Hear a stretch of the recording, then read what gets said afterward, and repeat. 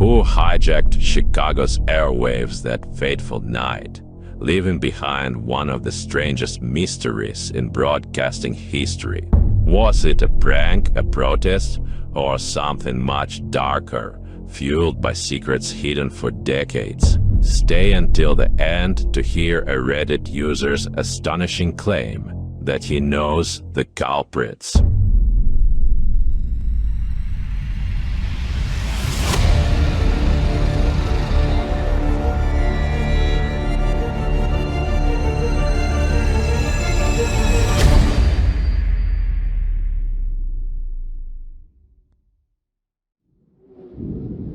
In the depths of YouTube, beyond the reach of trending lists and popular feeds, exist channels so strange and frightening that they challenge everything we know about the world around us.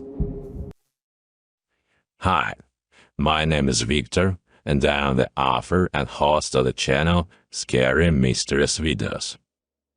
In the previous issue, we discussed the Wyoming Incident, an alternate reality game, which was kicked off by a video with a fictional storyline about the hijacking of television airwaves. Today, we will be talking about a real incident that took place in the city of Chicago. This case, which has become an unsolvable mystery for investigators, is considered one of the most audacious examples of pirate interference in television airwaves. And many believe, not without reason, that it inspired the organizers of the Wyoming Incident. In November 1987, two Chicago television stations, WGN TV and WTTW, suffered an unexpected intrusion into the airwaves. An unknown person wearing the mask of an 80s cult character named Max Headroom, who was at the time the epitome of cyberpunk aesthetics, intercepted the television signal. This daring act took place during evening prime time and demonstrated the vulnerability of analog television signal transmission technology. The incident went down in history as one of the most mysterious intrusions into television broadcasting, never explained even decades later.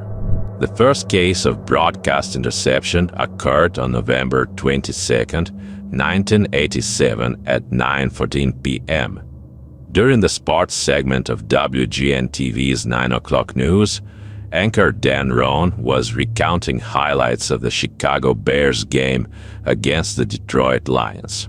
Suddenly, the broadcast was interrupted and the viewers' screens went dark for a few seconds, after which a strange video appeared on the air. Instead of a news program, a man in a Max Headroom mask appeared in front of the viewers against the background of a rotating corrugated metal sheet. But after 20 seconds, WGN engineers were able to regain control of the situation by changing the frequency of the operating signal, connecting the studio to the transmitter atop the John Hancock Center, thus interrupting the intrusion.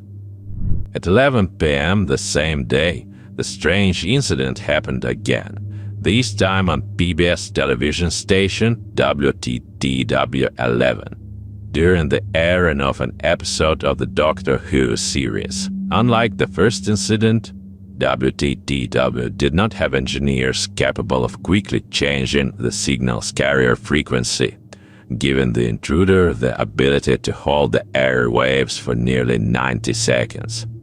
During this time, the man in the Max Headroom mask managed to utter a whole set of seemingly incoherent phrases.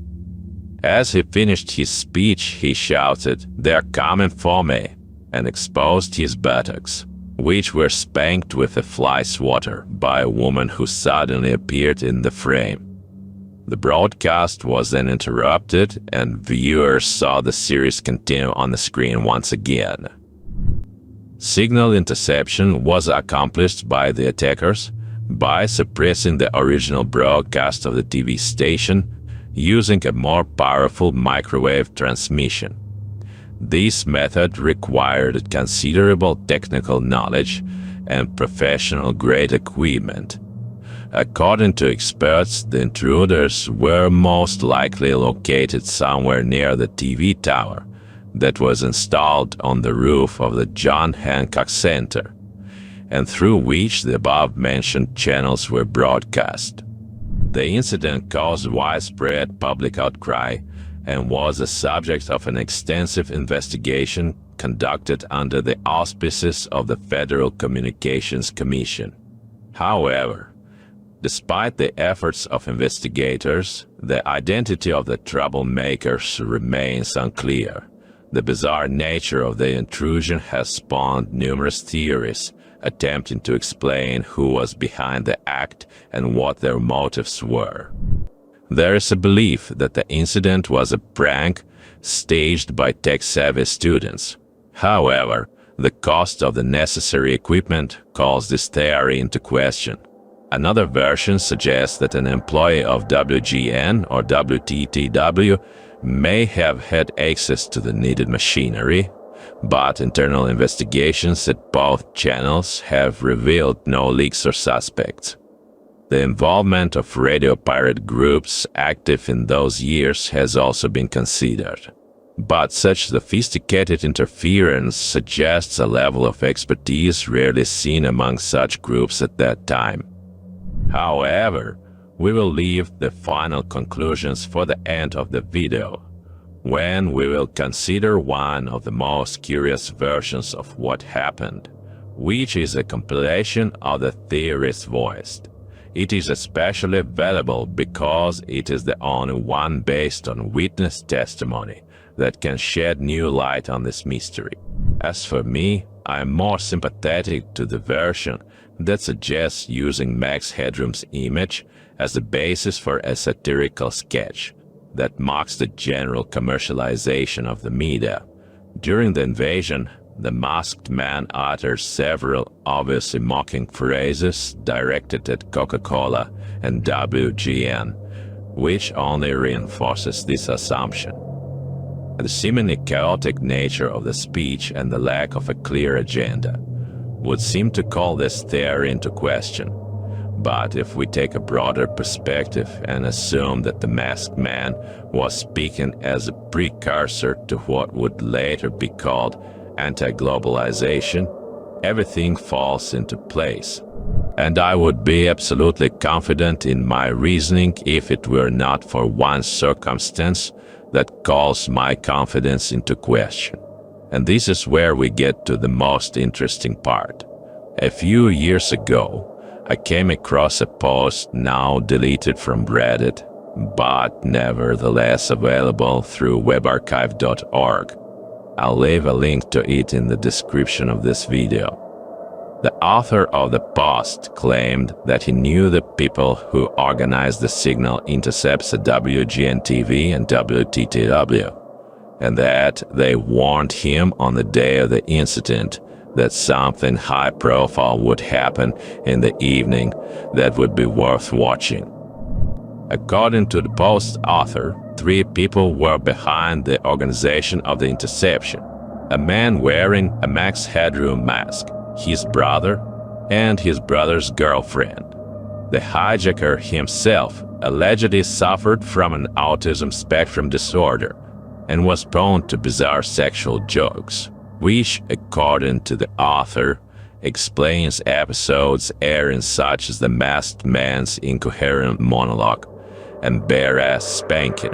The other 2, his brother and his brother's girlfriend, helped him with the technical organization of the event and supported him.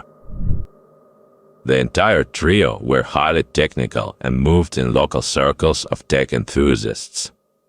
These groups can be considered the prototype of the subculture that later became known as hacking. Members of this community were not only fascinated by technology, but also sought to use it in unconventional, often provocative ways. The author of the post met this trio in some local dial-up chat room and saw them in person several times, including the day of the broadcast takeover.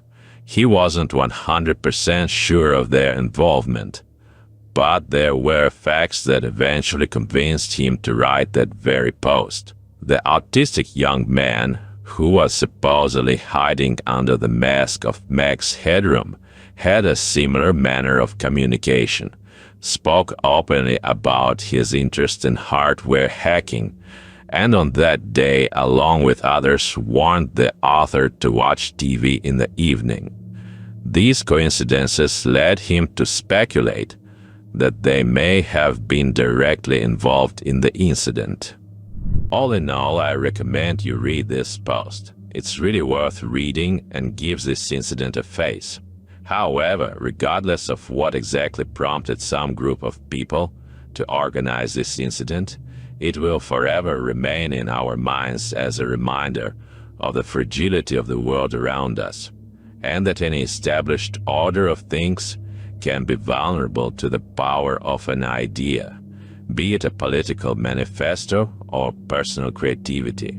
Well, thank you for being with us, and see you in the next issue.